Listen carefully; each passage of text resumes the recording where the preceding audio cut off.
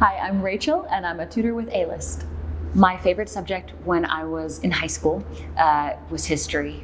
I loved this intersection of learning facts and this stuff that was on the page. These are the dates, this is what happened, here was the result, combined with literature and primary sources from the time that made up the body of the experience of being at these major events. I liked this sort of interplay between this stuff that was true, what I thought of as facts at the time, and what it was like to be there, to experience those facts. That was my favorite. That was my intro into why I loved history so much as a student.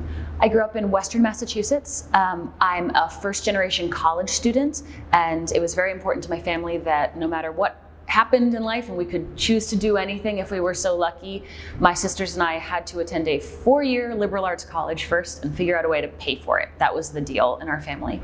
And I got very lucky and got into my dream school. I went to Harvard, but I love to tell my students that regardless of what your dream school is, I was deferred from early action and I was accepted regular action. So that day of heartbreak is not necessarily the be-all end-all. There are people who survive it in a lot of different ways. There are a lot of different ways to survive that day. My twin sister got into her early decision school on the same day, and we're both doing fine.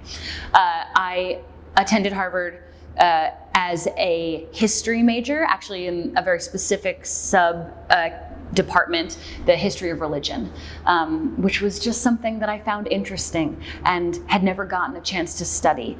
It was more of a social anthropology department than anything else. I knew I wasn't going into academics afterwards. It was just something I loved.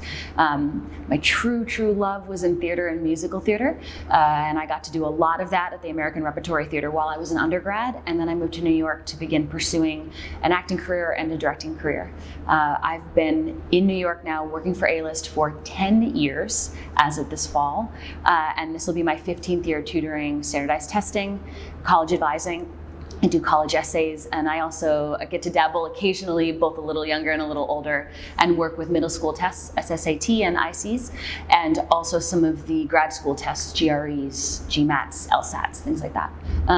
My favorite academic subject to teach today is actually math, which was surprising to me because I wasn't naturally a math student. I think that's one of my favorite things about teaching it is I didn't have a natural, I thought, math brain when I was a student.